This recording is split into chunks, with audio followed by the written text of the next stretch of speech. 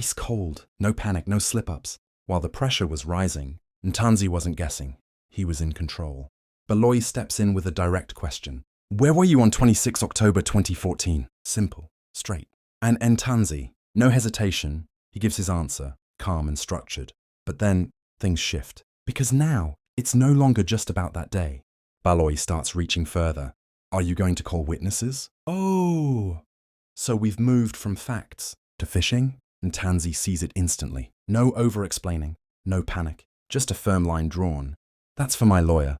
We didn't ask you about your witnesses. Now watch this carefully. But now being this one person, my lord, so which one am I gonna grab and which one am I gonna leave? Am I now expected to put things that happen in 2025, 2026 in my mind? Are you saying that you were with your brother on the 26th of October 2014? Engabe uthi wawunomfowenu ngazo i-26 October 2014? I'm saying I was with my brothers. There were many of us at home. Bayafika abantu umsebenzi uyabika uthola nomsebenzi wengane ngelanga solo umsebenzi ukabani ngelanga solo. My lord, when there is a ceremony to be held or to be performed, that gets reported that on such and such a date there will be this ceremony or there will be that ceremony. Ngoba nobaba uyabatshena abafana ukuthi kuzokwenzakala into esongelanga solo. Because even my father will then convey that message to his brothers that on such and such a date there will be this ceremony. But, sir, remember we're talking about the 26th of October 2014. Ukhumbuleke ukuthi la sikhuluma nge-26 October 2014. Ngiphendula khona phambi I am kwenkantolo. responding to that before the court. Now, which ceremony are you referring to? Iwuphi-ke umsebenzi okhuluma ngawo? Mina ngikhuluma ngomsebenzi wengane. Engaqala ngawuqala mangifika ekhaya. I'm referring to the ceremony of the child, which is the one that I started with upon my arrival back home. And followed by the lobola. Wase ulandelwa-ke umsebenzi The wokulobola. payment of Ngoba lobola. ngahlala iviki nje. Yes, because I stayed there for a week.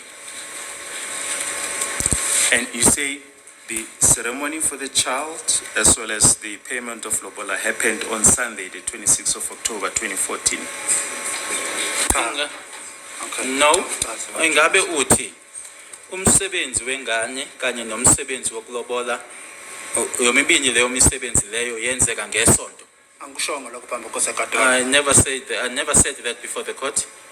Yes, but we asked you, Mr. Ntanzi, to be, we've referred you to the 26th of October 2014. We asked you as to what were you doing, and you then mentioned the ceremonies. Lana sikhuluma nge-26 October 2014. Sase siyakubuza ukuthi wawenzani ngalelo langa lelo ke yila khona ke okhulume khona ngemisebenzi. Yeah, ngitshela ukuthi uthena nge-26 mangithi ngizwahlala ukuthi nge-26 nange-20 ngoba ilanga lelobola ilanga lengane ngithi mina cha. No, because you are saying that on the 26th was it the day of the ceremony of the child as well as the lobola, I am saying no. Ngithe mina ngiqale mangikhumbula kahle ekhaya ngiqale ngomsebenzi wengane. I said that if I remember well, back home I started with the ceremony of the child. Mr. Ntanzi, let's start all over again. Where were you on the 26th of October 2014? Asiqale phansi futhi. Wawukuphi nge-26 zika October 2014? Kwesenkantolo ngithe lapha mina ngangisekhaya. My lord, I said I was back home. And can you detail the activities that you performed on the 26th of October 2014? We're talking about 26 October 2014. Ungakusho owakwenza nge-26 October 2014. Sikhuluma la nge-26 October 2014. Kwesenkantolo ngithi mina nge-26 October ziningi izinto engangibhizi ngazo ekhaya ezifuna mina. I am saying, my lord, that on the 26th of October 2014, there are many things that I was busy with that needed my attention. Ngoba manginomsebenzi kwesenkantolo uyaqina nasegcekeni thatha ishanele ihalavu. Because, my lord, when there is a ceremony, you then clean the premises or the yard. You would take the broom and you sweep. You also take the spade and also clean.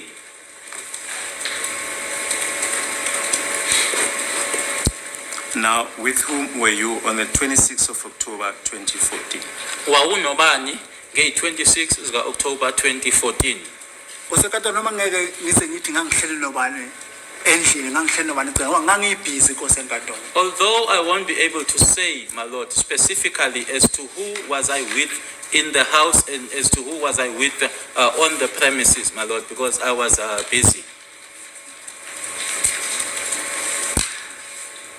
Now, except for sweeping and cleaning, what else did you do on the 26th of October? Ngaphandle kokuthi ke nanje ngokusho ukuthi awuthatha ushanyele uthathe ihalavu uspade uclean ngalo yikuphi okunye wakwenza. Kufanele ukuthi ngithunywe ngiyathunywa ekhaya ngengane. It's just like being sent, my Lord, or being asked to go some errands. I'm being sent at home because I am a child.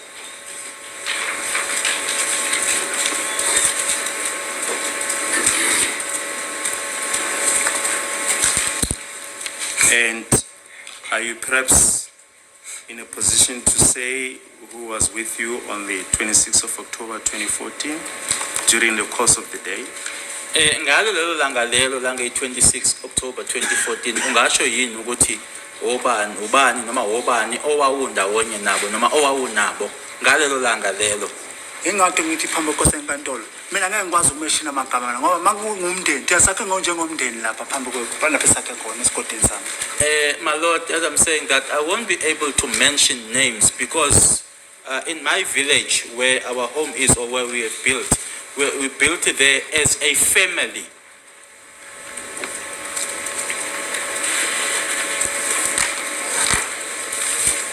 And you are not able to recall just a single person that you were with on the 26th of October 2014?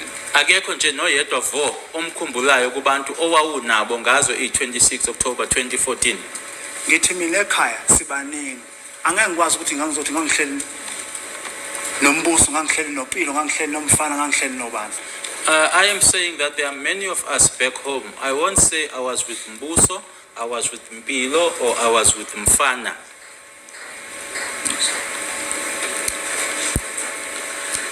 Now, just finally on this aspect, the ceremony for the child and the lobola, are you still maintaining that it took place between the Sunday and the Monday? Okugcina ke kulona lo daba lolu ngabe usamile ke kwinkulumo yakho yokuthi umsebenzi wengane kanye nomsebenzi wokulobola ukuthi leyo misebenzi leyo yenzeka phakathi komsombuluko nesonto? Phakathi komsombuluko nesonto ngicela ungicebise ngiphindele lapha angizwa kahle. Can you repeat that to me? I can't grasp that clearly. Yes, there is a version that you proffered earlier on that the ceremony for the child and the lobola took place between the Sunday and the Monday. Uzokhumbula ke kwinkulumo yakho ngaphambilini uthe umsebenzi noma imisebenzi lena emibili yebo yenzeka ngayo le yampela sonto ukuthi nje awukhumbuli ukuthi kwenzeka ngesonto noma kwenzeka ngomsombuluko. Ushilo ukuthi waqala ngomsebenzi wengane kwaseke kulandela inkomo. Manje kumbuzo yabuza ukuthi yomibili leyo misebenzi usamile yini kule yankulumo ukuthi kwenzeka phakathi kwesonto nomsombuluko? Ngithe mina phambi kwecourt umsebenzi wengane engaqala ngawo ngoba umsebenzi wengane awuqala ekseni. Umsebenzi wengane uqala entambama ngesonto ntambama. I did say before this court that I started with the ceremony for the child, my Lord, and it was on the Sunday. And the ceremony for the child, my Lord, is not performed in the morning. It starts in the late afternoon. That was on the Sunday. Uphele ngane inyama yakho idliwa ngomsombuluko. And then it will then end, or the meat thereof of that particular ceremony will then be eaten on the Monday. Uyaphela ke ngomsombuluko umsebenzi. That's when now the ceremony ends. Yes, and the lobola? Ukulobola wona. Ingakho ngithe ikoma ngisayikhumbula mayihambe ngolwesibili mayihambe ngolwesithathu mayihambe ngolwesine ngisakhumbuli lapho. Hence I am then saying that, my Lord, now the taking of the cows, in other words, now that is now to the other family. I cannot remember whether it was on the Tuesday, it was on the Monday, it was on the Thursday. That is the day that I'm not able to remember. Will you be calling anyone to support your version that on the 26th of October 2014 you were home?